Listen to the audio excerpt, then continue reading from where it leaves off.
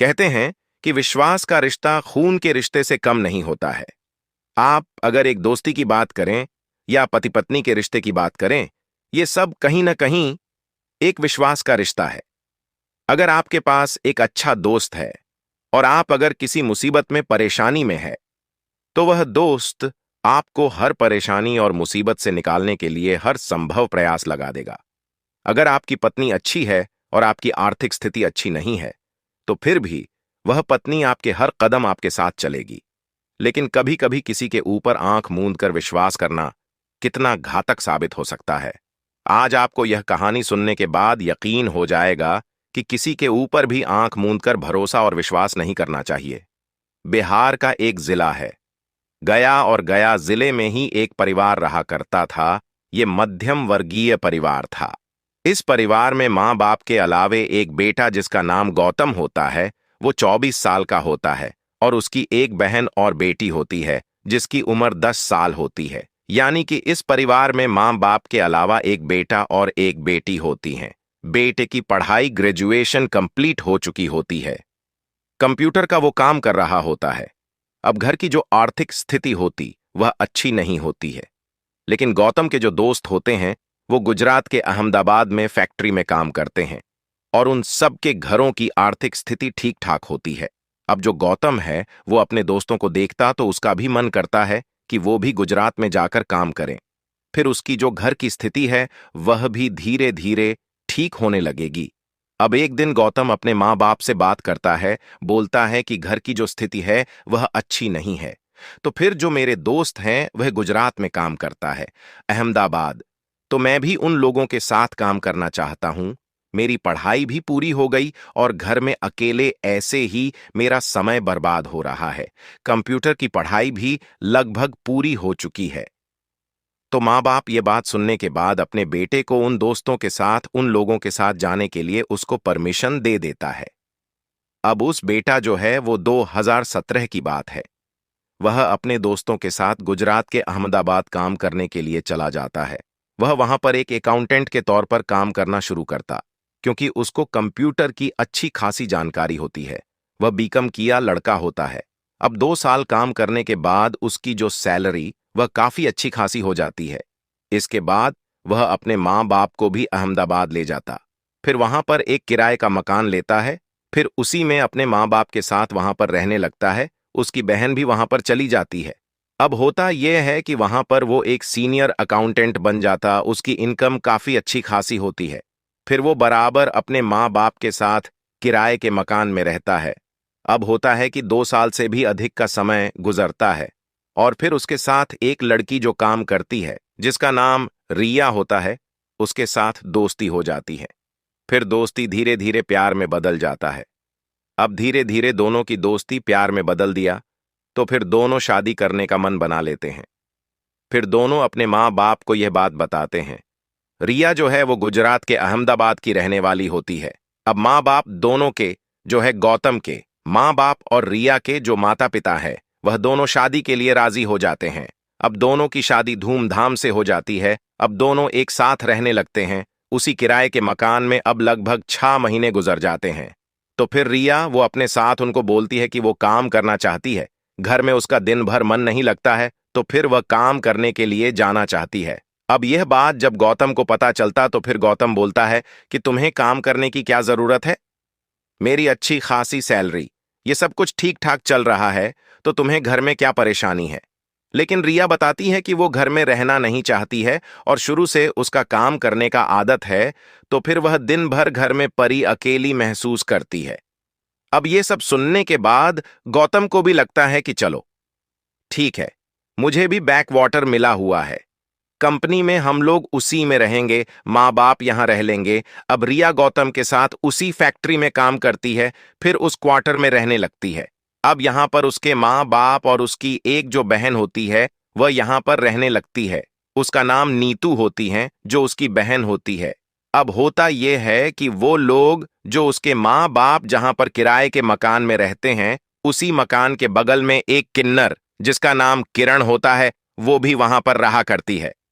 अब दोनों के बीच एक पारिवारिक रिश्ता बन जाता है। नीतू जब दिन में काम करती है, घर में जब पूरा हो जाता काम तो फिर वह अकेलेपन दूर करने के लिए किरण के कमरे में चली जाती है। फिर वहीं पर दोनों बैठकर के साथ मेकअप करते समय बिताते हैं। उसके माँ बाप भी काफी निश्चिंत रहते हैं कि उसकी बेटी नीतू उसकी एक सहेली है जिसके साथ वह अपना समय बिताती हैं और खुशी खुशी वो एक साथ रहती है। अब होता यह है कि जो किरण है उसका काम होता, उसका पेशा होता है। वो जहां कहीं भी किसी घर में कोई बच्चा होता या किसी के घर में कोई शादी होती, फंक्शन पार्टी होती है, फिर वहां पर गाना बजाने का काम करती है और उसका यही प्रोफेशन होता है, उसका यही एक कमाई का जरिया होता है। फिर वह इसी तरह अपना गुजारा करती है। अब एक दिन क्या होता है कि गौतम के पिता के पेट में अचानक तेज दर्द होता है। अब गौतम की मां परेशान हो जाती है। अब शहर अकेले वहां पर रहती है कि उसका बेटा है, वह काफी दूर, वहां से लगभग 8 किलोमीटर की दूरी पर रहता है। वह अपने बेटे को फोन करता था कि पिताजी की तबीयत अचानक खराब हो गई, उसके पेट में अचानक तेज दर्द हो रहा है, इसको अस्पताल ले जाने की जरूरत है। गौतम तुरंत वहां से कंपनी से उस मकान में आता है, फिर वहां से अपने पिता को और फिर अपने जो मां है उसको लेकर अस्पताल चला जाता है। और जो उसकी बहन और वो जो किन्नर होती हैं, किरण उसी के कमरे में चली जाती है। उसके माँ बाप बोलते हैं कि इसी के साथ रहना, हम लोग आ जाएंगे 2 घंटे में। लेकिन जब वह अस्पताल जाता है अपने पिता को लेकर के, तो पता चलता कि उसके पिता के पेट में पत्थरी हो गया है और उसका ऑपरेशन कराना जरूरी है।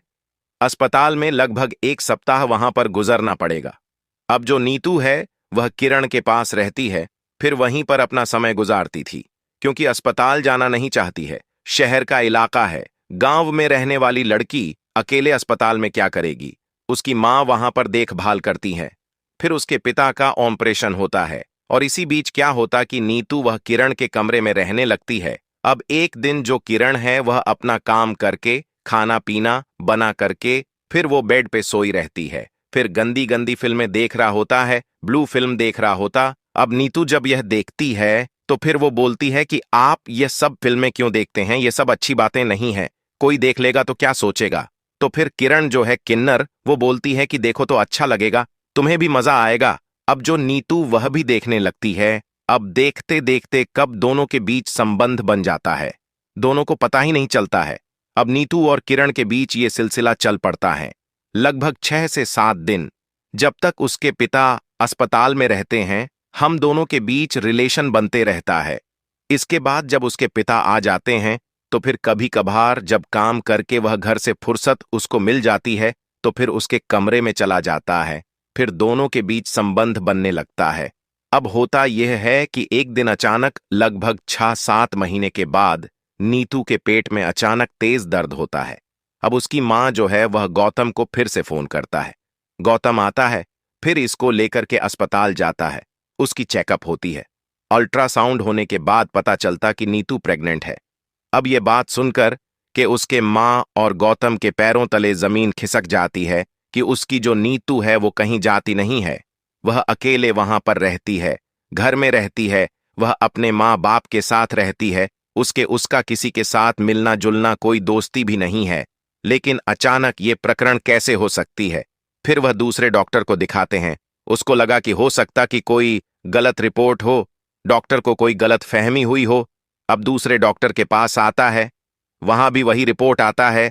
उसके माँ बाप काफी परेशान हो जाते हैं, चिंतित रहता है कि अचानक मेरी बेटी के साथ ये किसने कर दिया। अब वो अपनी बेटी को लेकर के घर आता है, फिर अपने बेटी से पूछताछ करता है तो पता चलता है कि जो उसके बगल में रहने वाली किन्नर है वह उसी के साथ जब वो रहता था तो उसने उसके साथ संबंध बनाता था, फिर उसके बाद ही वो प्रेग्नेंट हो गई थी। अब यह बात सुनते ही उसके माँ बाप जो है वह थाने पर चला जाता है। अब इसके पहले ही जो किरण किन्नर होती है वह लगभग 1 सप्ताह पहले ही वहां से निकल गया होता है। उसको पता चलता है, उसको पता जब चल जाता तो फिर वहां से भाग जाता है। अब पुलिस छानबीन करती है, पता चलता है कि वो जो किन्नर किरण वहां पर रहने वाली थी वह किन्नर नहीं थी, बल्कि उसका नाम शहजाद था और वो एक मुस्लिम युवक था और उसका वही काम था। वो इसी तलाश में रहता था कि कोई अगर क्वार्टर लेकर के कोई बाहरी आदमी रहा है और उसके साथ कोई लड़की है तो फिर उसी के बगल में वो एक मकान एक रूम किराए पर लेता था, फिर दोनों अपने उस फैमिली के साथ एक अच्छा रिलेशन बना लेता था ताकि उसके माँ बाप जो है उसके वो पर आंख मूंद कर विश्वास करें, भरोसा करें और फिर उसके साथ रिलेशन बनाता था। और वह हमेशा एक किन्नर बनकर रहता था ताकि जो उसके जहां पर वह रहता था उसके माँ बाप को यह पता न चले कि वह किन्नर, वह एक लड़का है। अब इसी तरह उसका यही काम था। अब जब पुलिस को यह पता चलता तो फिर उसको गिरफ्तार करती है, फिर उससे सख्ती से पूछताछ की जाती है, तो फिर पता चलता कि उसने इस तरह लगभग 50 से भी अधिक लड़कियों के साथ ऐसा कर चुका था। उसके ऊपर एफआईआर दर्ज किया था। फिर कानून की जो सबसे कड़ी धाराएं हैं वह उस पर लगाए जाते हैं, फिर उसको सजा होती है। अब सोचिए कि एक माँ बाप जो गांव में रहने वाला था वह शहर जाता है। अपने बेटे के साथ उसका बेटा वहां पैसा कमाता था, उसी पैसे की बदौलत वहां अपना गुजारा करता है। और फिर उसी के बगल में रहने वाले किन्नर जिसके ऊपर वह आंख मूंद कर भरोसा करता है, उसको लगता है कि शायद यह किन्नर ही है और फिर वह उसके साथ क्या गलत कर सकता है। इसी विश्वास और भरोसे के साथ वह माँ बाप जब अस्पताल जाते हैं तो अपनी बेटी को छोड़कर चला जाता है। लेकिन इसका परिणाम कितना घातक होता है। इसीलिए इस दुनिया में कभी भी किसी के भी ऊपर अगर आप कहीं बाहर जा रहे हैं तो फिर आंख मूंद कर भरोसा नहीं करना चाहिए। विश्वास दोस्ती एक अलग चीज है, लेकिन किसी के ऊपर कितना भी भरोसा नहीं करना चाहिए कि आप अपनी जवान बेटी को उसके साथ छोड़ दें, उसी के भरोसे छोड़ दें। नहीं तो फिर इस तरह की घटनाएं आपको समाज में कहीं ना कहीं सुनने को मिलेगी। इस तरह की घटनाओं से हमें सीख लेनी चाहिए। हम कहीं भी रहें, सुरक्षित और सावधान कैसे रहे इसकी खूब तैयारी करनी चाहिए और किसी के भी ऊपर आंख मूंद कर भरोसा नहीं करना चाहिए। तो ये थी एक सच्ची घटना। धन्यवाद।